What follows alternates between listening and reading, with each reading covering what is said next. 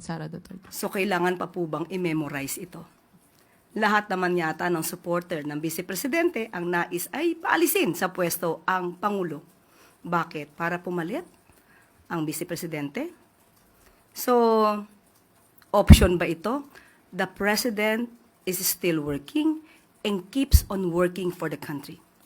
So, hindi po option sa administrasyon, sa Pangulo, ang pagbibitiw. Ang Pangulo ay matapang, nahaharapin kung ano man ang suliranin ng bansa. At sila mga nag-iingay, sila ay ingay lamang. Follow up lang, ma'am.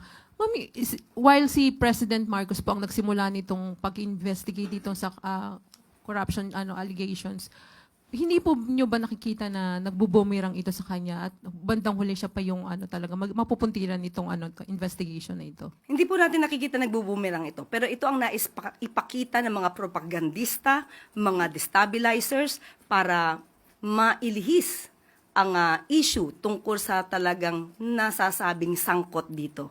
Mga sangkot na nanais na makaligtas at makalusot.